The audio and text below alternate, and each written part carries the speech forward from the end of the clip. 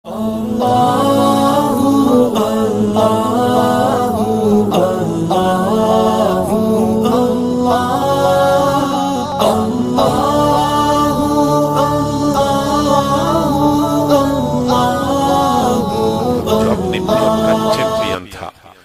ने उस जमाने में बादशाह लोग क्रिकेट की टीमें नहीं बनाया करते थे, वो लोग पहलवान रखते थे, मर्द रखते थे, मर्द। तो चुनांचे पहलवान अपने दरबार में रखा हुआ था और पूरी मुल्क में ऐलान किया था कि कोई बंदा मेरे पहलवान को शिकस्त दे दे, मैं उसको इतना इतना इनाम दे दूंगा। मुल्क के माया ये नाज चोटी के पहलवान आए, मुकाबला किया, लेकिन कोई जीत न सका।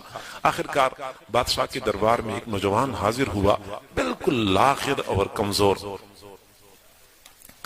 कहने लगा कि मैंने आपके पहलवान के साथ कुश्ती लड़नी है। बादशाह ने कहा, ये अपनी जवानी देखो, अपनी जिसामत देखो, अपनी ऊपर तरस खा लो, तुझे पता ही नहीं है कि मेरा पहलवान कितना ताकतवर है। उसने कहा, जो कुछ भी है मैंने आपके पहलवान के साथ कुश्ती लड़नी है।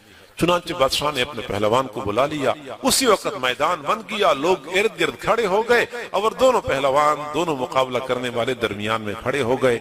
उसूल के मुताबिक दोनों पहले करीब आए और मुसाफिया कर लिया। उस मुसाफे के दौरान उस नौजवान ने अजीब बात कही।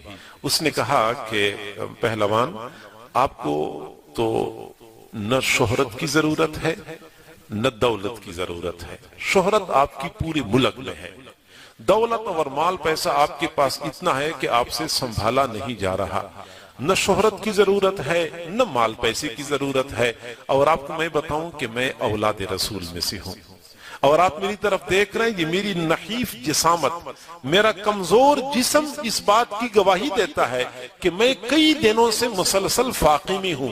मैं खुद भी फाके में हूं, मेरे घर के सारे अफराद फाके में हैं, हमें खाने को कुछ नहीं मिला है।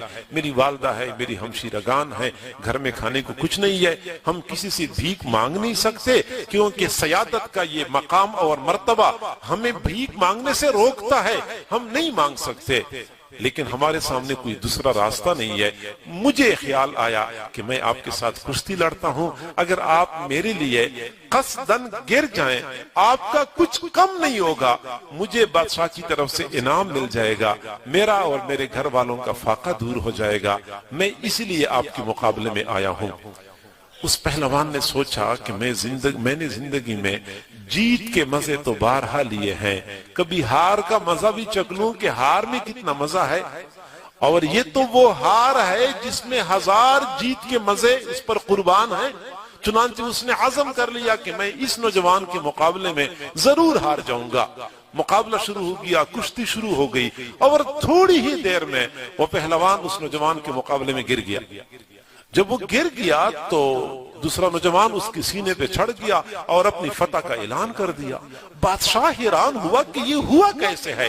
ताहम चूंकि उसने ऐलान किया था, उसने अपने ऐलान के मुताबिक उस नौजवान को पैसे दे दिए। नौजवान तो चला गया, लेकिन बादशाह उस पहलवान पर बहुत गुस्से हुआ और उसको बहुत डांटा, बुरा भला कहा कि मुल्क के बड़े बड़े पहलवानों से तू नहीं हारा, आज तुझे क्या हुआ, इस लाखिर और कमजोर नौजवान से तू कैसे हार गया। और उसको दरबार से निकाला।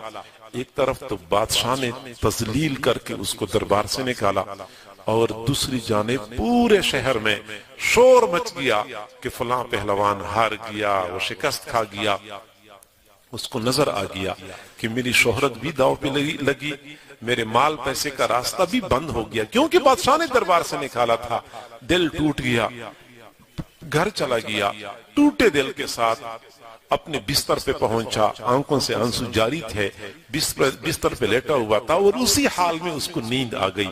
रात का वक्त था, रात के वक्त ख्वाब की हालत में हुजूर सल्लल्लाहु अलैहि वसल्लम की जियारत हुई। मेरे महबूब सल्लल्लाहु अलैहि वसल्लम ने फरमाया कि आप क्यों इतने मगमूम हैं। अल्लाह के नबी, शोहरत भी दाव पे लगी, माल पैसे का रास्ता भी मसदूद हो गया। हुजूर सल्लल्लाहु अलैहि वसल्लम ने फरमाया कि आपने मेरी औलाद के लिए अपनी इज्जत कुर्बान कर दी है।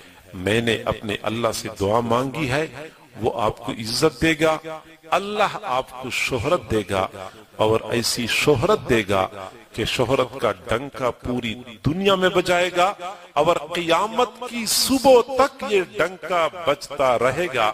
صبح اٹھا، اس پہلوان کے دل کی دنیا میں انقلاب برپا ہو چکا تھا، اس نے سارا سلسلہ چھوڑ دیا، اللہ والوں کے ساتھ جڑ گیا۔ اللہ رب العزت نے اس پہلوان کو اپنا قرب عطا کیا، اپنی بزرگی، اپنی ولایت عطا کر دی۔ آج کی دنیا اس پہلوان کو جنید بغدادی کے نام سے جانتی ہے۔